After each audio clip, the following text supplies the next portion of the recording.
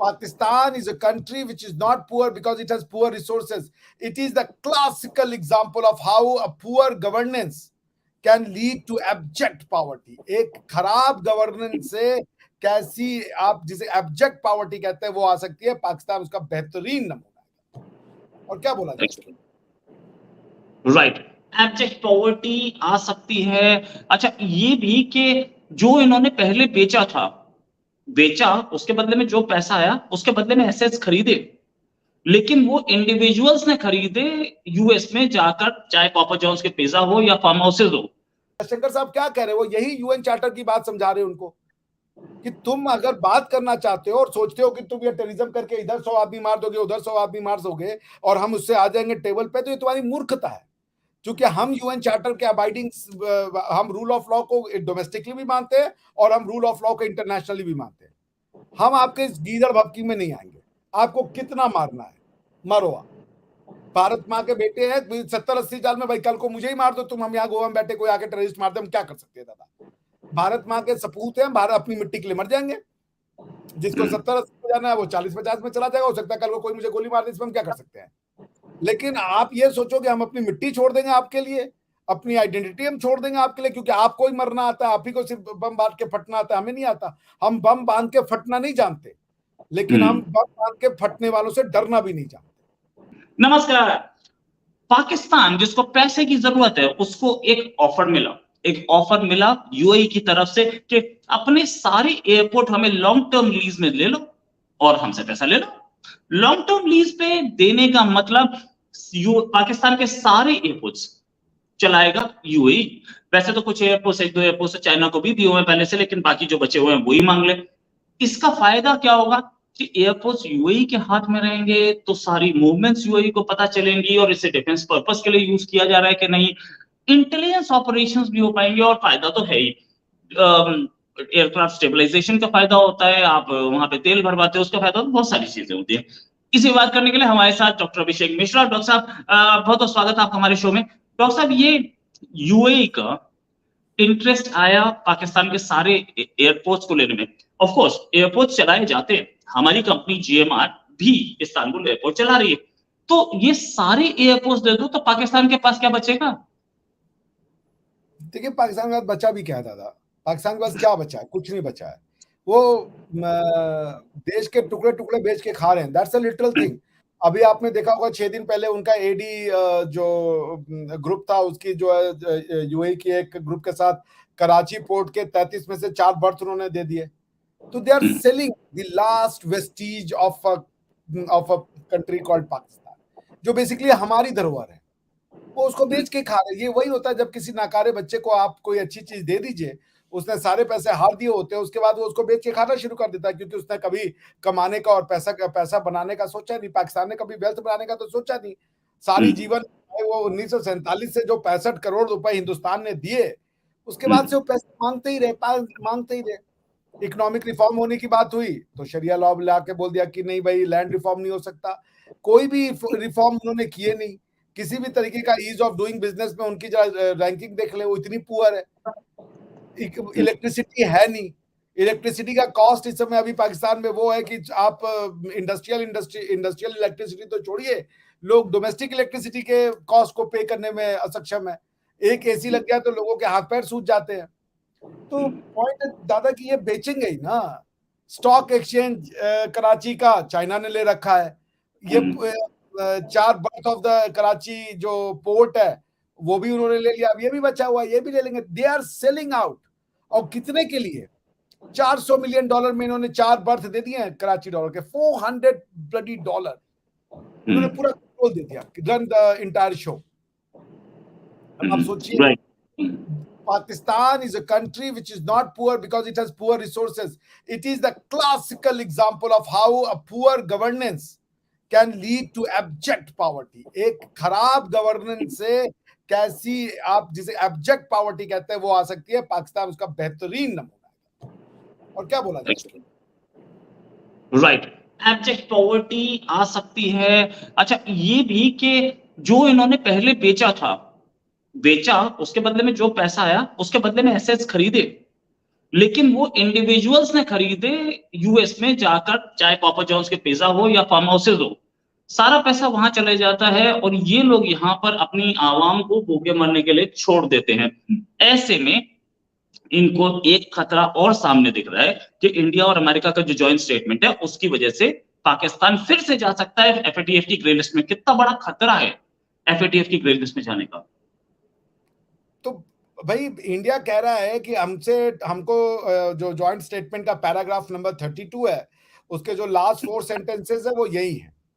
उसमें उन्होंने क्या कहा है कि आप 4 चीजें कही है पाकिस्तान पे कि टेररिज्म को बंद कीजिए, 26/11 के लोगों को आप सजा दिलवाइए, और उसके बाद मनी लॉन्ड्रिंग और टेरर फाइनेंसिंग पे लगाम रखिए। क्या गलत कह दिया? उन्होंने ये नहीं कहा कि हम आपको डाल देंगे, उन्होंने कहा कि हम एफएटीएफ को ये कहेंगे कि वो पाकिस्तान के ऊपर या किसी भी ऐसे ट्रांजैक्शंस के ऊपर कड़ी नजर रखें, ताकि भाई terrorism is a world menace ना, टेररिज्म कोई हिंदुस्तान की समस्या तो है नहीं।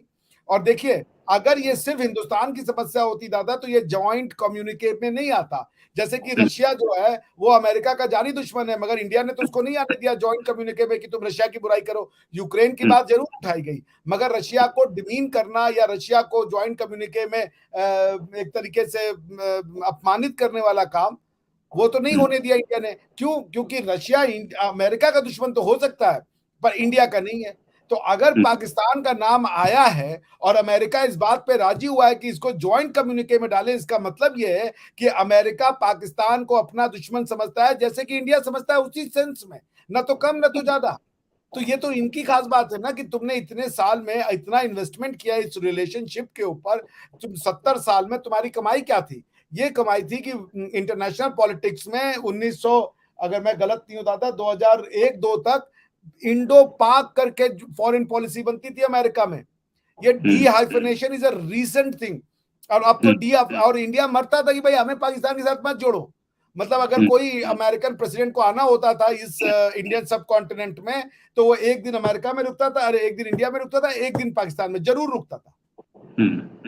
हमने न सिर्फ उसको डी हाइफनेट कराया, अब तो डी हाइफनेट कीजिए, अब तो हमने इनको दिखा दिया कि ये हमारे दुश्मन नहीं थे, ये आपके भी दुश्मन है। क्योंकि ज्वाइंट कम्युनिके में अगर ये पाकिस्तान सोच रहा है कि इंडिया के कहने पर डाल दिया, तो अमेरिका इतना बेवकूफ नहीं है कि इंडिया के कहने पे इंडिया के दुश्मन को अपना दुश्मन बना ले। जैसे तो वो तो ये नेगोशिएट हो सकता था ना दादा। अमेरिका कहता कि भाई हम पाकिस्तान का क्यों डालें, हमारे तो उनके 70 साल के वो क्या नाम है डिप्लोमेटिक रिलेशनशिप है, हमारी तो सबसे अच्छी फॉरेन रिलेशनशिप उनके ऊपर है। और अमेरिकन कहते भी है कि भाई we have invested in this relationship 70 सालों में, हम क्यों करें भाई, आपके कहने पे हम नहीं डालेंगे। और अगर आपको डलवाना है तो फिर हम यही चीज रशिया के लिए लिखेंगे, क्योंकि रशिया ने भी तो यही किया है। तो अगर पाकिस्तान हमको अमेरिका उस दृष्टि से ना देखता जैसे इंडिया देखता है पाकिस्तान को, तो मेरी बात मानिए, इंडिया नहीं डलवा पाता उसमें, और अगर डलवाता तो रशिया का नाम भी आता। तो ये जॉइंट है। It's not important to look up, it is not important to stress upon the word communicate. The important is joint. That means both the countries are equally concerned with Pakistan in the same sense and in the same way. आप समझ मेरी बात? Right.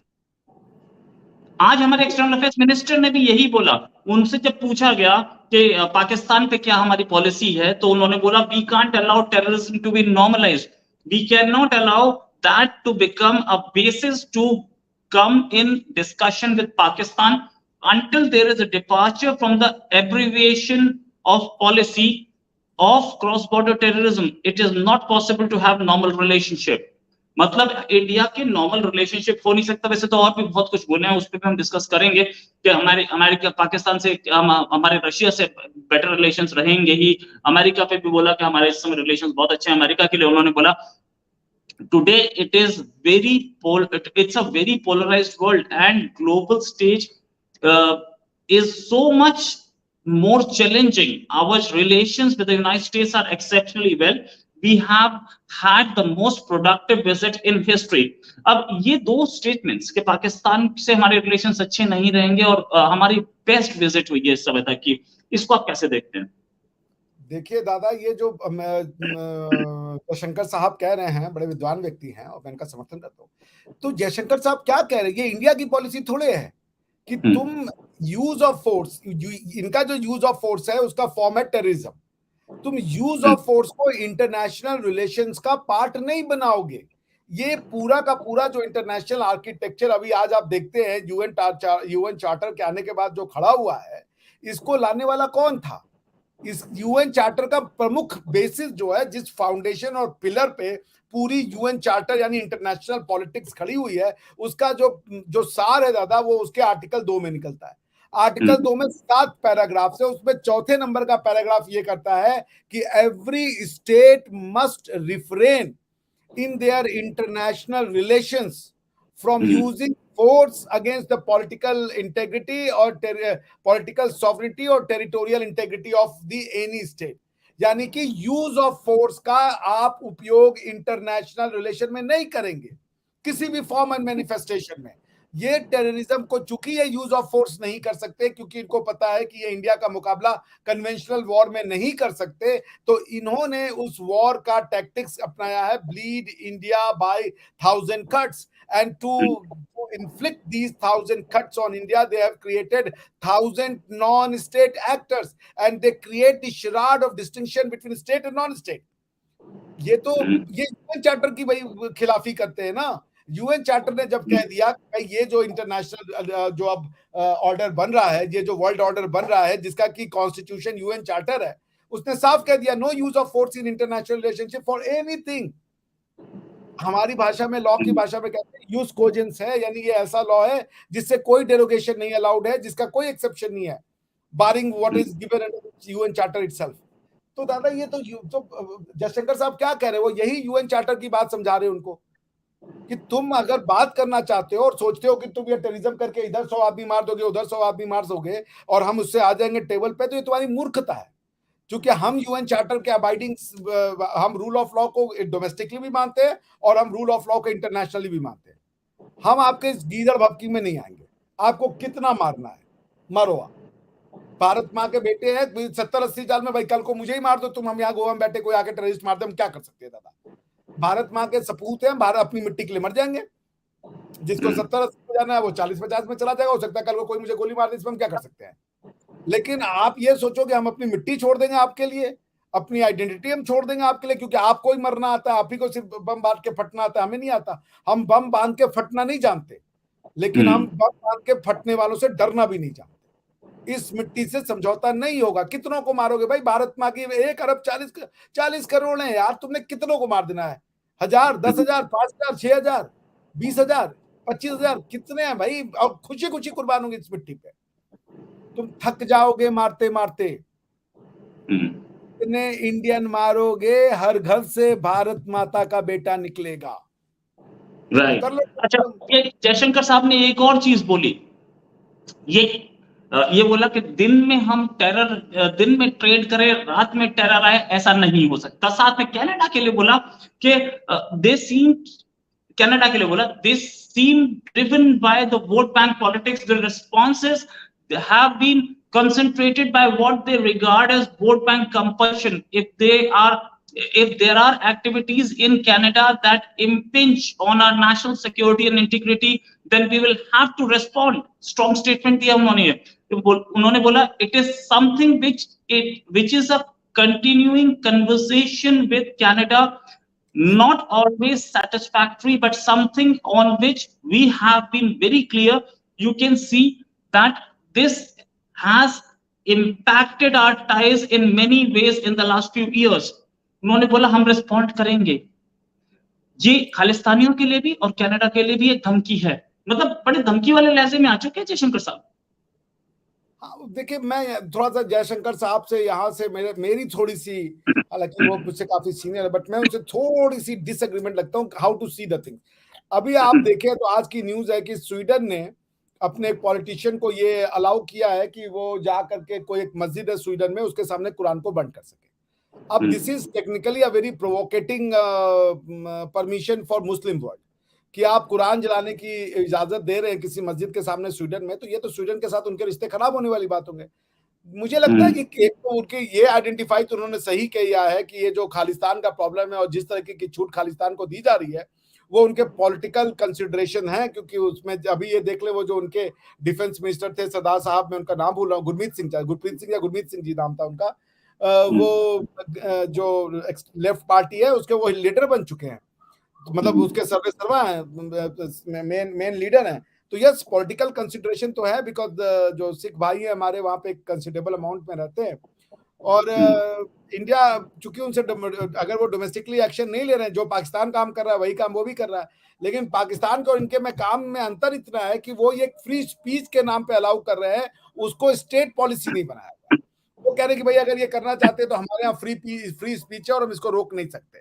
अब मुझे लगता है कि ये जो वेस्टर्न वर्ल्ड ऑर्डर है, इनका फ्री स्पीच का अंडरस्टैंडिंग में और हमारी सेंसिटिविटीज में थोड़ी क्लैश है, क्योंकि ये तो कुरान जलाने की जो आजादी दे रहे हैं, वो भी एक तरीके से माना जाएगा कि भाई it's a very what you call provocative instance against the Muslim world, but वो देते हैं, तो ये हमें टॉलरेट करना पड़ेगा, और we have to live with it कि हमारे ही लोग हैं जो वो कर रहे हैं, फिर बाकी हम जो एक्स्ट्रा लीगल वे से जो कर सकते हैं वो करें। वो आपने देखा कि खालिस्तानियों को कैसे टारगेट किया, और कनाडा ने कुछ कहा नहीं इसके ऊपर, तो इसका मतलब है कि there is a silence, silent acceptance कि आप करो, हम कुछ बोलेंगे नहीं, क्योंकि ये भी कर रहे हैं हम कुछ नहीं बोलेंगे, आप भी करो हम कुछ नहीं बोलेंगे, but this is in a long term very bad for Canada.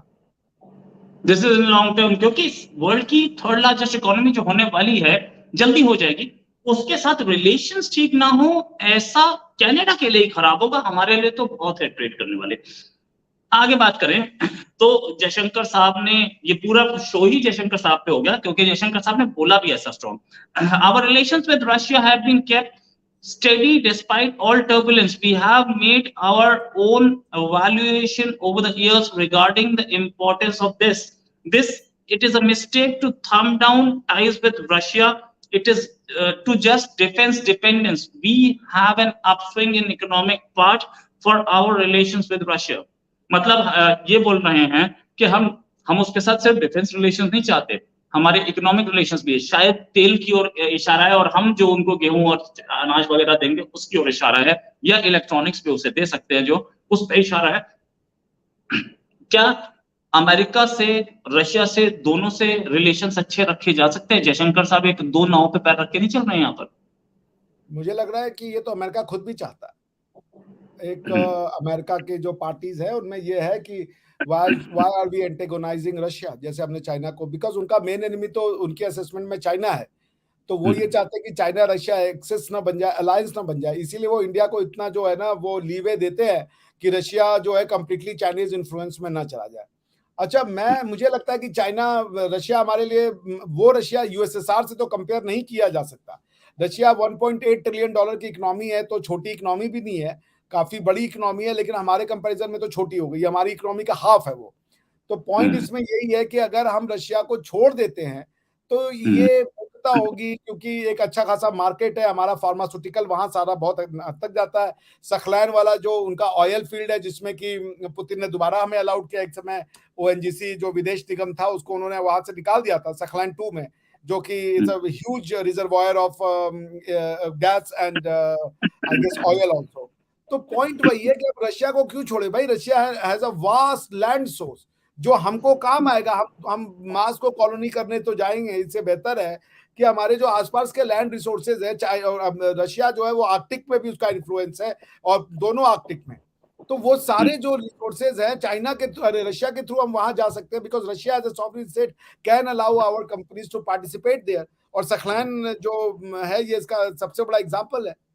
तो मेरे ये कहने का मतलब है कि Russia is not as significant as USSR was, for the simple reason that the economy is shrinking, but Russia still is very significant। और रशिया आज से 10 साल बाद कोई पावर नहीं रहेगा, Russia would be not a power to reckon with, क्योंकि अगर उनकी भी वही पाकिस्तान के जैसा ये है कि हमको कुछ करोगे और हम न्यूक्लियर बम मार देंगे, तो फिर तो बात है, वो तो फिर कोई भी आपको हड़का ले। लेकिन रशिया की वीकनेसेस तो यूक्रेन की लड़ाई में आ गई ना सामने, इतने बड़े बड़े वेपन और मशीनरी और ये और वो, और आज 1.5 साल हो गया है, बेचारे यूक्रेनियों ने भाड़े के वेपन से इनको रोक दिया।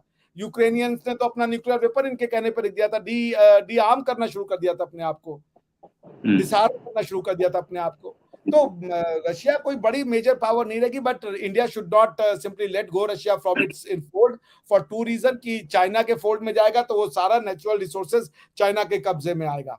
आपने देखा होगा व्लादिवोस्तोक को इंडिया ने $1 बिलियन का एक वो दिया था जब मोदी जी उफा में गए थे, तो व्लादिवोस्तोक को डेवलप करने के लिए उन्होंने $1 बिलियन या ऐसे कुछ जो था उसकी उन्होंने क्रेडिट लाइन की मंजूरी दी थी उसको। वो व्लादिवोस्तोक को वो करना चाहते थे, डेवलप करना चाहते थे, और व्लादिवोस्तोक वही शहर है जिसपे चाइना अपना क्लेम ठोकता है। तो वो जो उसका यूराल वाला रीजन है वो बहुत नेचुरली रिच है और उसको हम चाइना के हाथ में जाने दे नहीं सकते।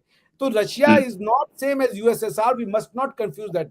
USSR is gone, Russia is gone, Russia is not a significant world power, but कि रशिया से दोस्ती रख के हमें कुछ फायदा, कोई फायदा नहीं होगा। वीटो है उनका, वो पावर होगा, लेकिन वही वीटो आपको फ्रांस भी दे देगा। क्योंकि अगर आप देखें फ्रांस की अमेरिका के साथ बहुत बुरी चल रही है, क्योंकि जब से ऑस्ट्रेलिया ने वो जो उनका न्यूक्लियर सबमरीन का डील हुआ था उसको तोड़ करके और सीधा वो अमेरिका के पास चले गए थे, तब से फ्रांस और अमेरिका एक दूसरे को देख, वैसे भी लैंग्वेज का है कॉन्फ्लिक्ट दोनों में, दोनों एक दूसरे को पसंद नहीं करते, मगर उस सबमरीन डील के ब्रेकअप होने के बाद से फ्रांस को यह समझ में आ गया था कि अमेरिकन कांट बी ट्रस्टेड।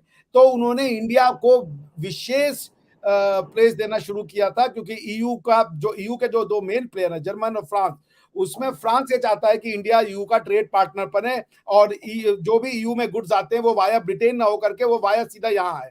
तो आप अगर देखें ये 14 जुलाई को जो उनका बास्टिल डे होता है, जो लिबर्टी डे है वर्ल्ड वॉर 2 के अगेंस्ट में, उन्होंने मोदी जी को चीफ गेस्ट बनाया है, आपको पता होगा आई बिलीव।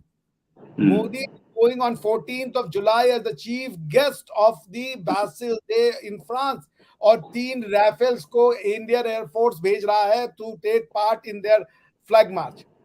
तो ये इंपॉर्टेंस है फ्रांस की। तो रशिया को यूएसएसआर से कंफ्यूज मत कीजिए। Russia is not at all a challenge to America and all, उसके जो भी ये बम है, हाइड्रोजन बम मार देंगे, न्यूक्लियर बम मार देंगे, पाकिस्तान वाली बात है, but Russia is not a force at all to reckon with. Russia is important for India for its natural resources. Russia is important for India so that it doesn't fall into the arms of China and China को extended land मिल जाए, और Russia is important for India to get access to Antarctic and other Arctic region। तो Russia को छोड़ा नहीं जा सकता, but जो reasons है वो दूसरे हैं than the reasons that used to be during USSR day। आप रशिया की, आप फ्रांस की बात कर रहे थे, तो मैं अभी बताना चाहूंगा कि अभी थोड़े दिन पहले तो पाकिस्तान के प्राइम मिनिस्टर भी वहां थे, जब उन्होंने एक लेडीज छाता लिया और चलते चले गए। खैर आदत इनकी पुरानी है, किसी का सामान लिया तो वापस तो इन्होंने दिया नहीं, लेकिन फिर भी अगर बोले तो वो फ्रांस में तो थे, रिलेशंस इनके फ्रांस से कैसे है? अभी तक शायद फ्रांस को भूला नहीं है जो एक मर्डर हुआ था और जो कि पाकिस्तान की वजह से ही हुआ था मोहम्मद साहब के कार्टून पे। नहीं, वो सैमुअल पैटी थे जो बेचारे, और बेचारा प्रोफेसर की कोई गलती नहीं थी, क्लास 5th को पढ़ा रहा था freedom of speech and expression, और उसमें उन्होंने जो है वो कार्टून दिखा दिए थे चार्ली हेब्दो के। उसके बाद मेरे ख्याल से कोई वेस्ट एशियन था या चेचन था शायद, रशिया वाले इस्लामिक इलाके का बंदा था, उसने जाके सैमुअल पैटी फ्रेंच उसकी गर्दन काट दी। ना वो पाकिस्तानी था, ना पाकिस्तान से कोई लेना देना था। उसके बाद चूंकि उसने गर्दन काटी, तो अब फ्रांस ने क्या किया कि वही चार्ली एब्दो की तस्वीरें उन्होंने एलएसी पैलेस पे चला दी, उन्होंने मतलब पब्लिक में चला दिया उसको, गवर्नमेंट बिल्डिंग पे वो सारी कार्टून्स। ये रिस्पॉन्ड था मैक्रोन का, जो लेफ्ट सेंटर आदमी है, राइट टू सेंटर आदमी है वो आदमी। तो जब उसने ये चलाया तो पाकिस्तान में ये हुआ कि ये ब्लास्फेमी हो गई, बेगुरमती हो गई, और पूरा फ्रांस, पूरा क्या नाम है, पाकिस्तान रोड पे आ गया कि इनको हटाओ, यहाँ के सफीर को हटाओ। मजे की बात, कोई सफीर था ही नहीं। तो जब सफीर ये पाकिस्तान नहीं हो सकता है। कोई एम्बेसडर था ही नहीं, उस पे 8 लोग अपने मरवा दिए। उसको भी they had to cut him loose, उसको मरवाया उन्होंने। अरे वो जो मौलाना था जो बोलता था कि हिंदुओं से दोस्ती बस उतनी रखो जितनी टट्टी करने के लिए दोस्ती हो, टट्टी करने के लिए जद करना पड़ता है। I am sorry for this, अच्छा, Rizvi they had to cut him loose because उसने वो बैठा दिया था, उसने कहा न्यूक्लियर बम मारो पाकिस्तान पे जाके, वो बोलता था। तो army had to cut him loose, उनको मरवाया अचानक से। मुझे आज भी वो मैं याद है, मैं लाइव टेलीकास्ट देख रहा था, हुआ कि वो प्रोटेस्ट कर रहा था किसी शहर में बिकॉज ही वाज क्रिपल्ड, वो चल नहीं पाता था। तो किसी ने आई, उस समय कोरोना का पीरियड था, इसको कहा कि आप दवाई लीजिए। उसके बाद तुरंत ये घोषित किया गया, हॉस्पिटल ले गया, इन्होंने डिक्लेयर कर दिया डेड, और उसके बेटा जेल में था शायद उस समय। उसको निकाला और तुरंत इसकी जो पार्टी है तहरीके लब्बैक और समथिंग, तहरीके लब्बैक का तुरंत उसको हेड डिक्लेयर किया, उससे अगले दिन मीटिंग करवाई। तो ये तो इनके ऊपर भारी पड़ गया था, भारी पड़ गया था, राइट, जो इन्होंने पहले खुद ही करवाया, बाद में it became a Frankenstein monster, so they had to cut him loose. Right right. तो ये भी सिचुएशन खराब है ही, और पाकिस्तान की वैसे जयशंकर साहब जो आज बोल रहे हैं बिल्कुल फायर में बोल रहे हैं, और जो बोल रहे हैं एक एक अल्फाज इंडिया का स्ट्रेचर इंटरनेशनल फोरम पे बढ़ाता ही है। Thanks a lot doctor Mishra for joining. उम्मीद है जल्दी एक डिस्कशन और करेंगे। अभी के लिए नमस्कार, धन्यवाद, जय हिंद। धन्यवाद।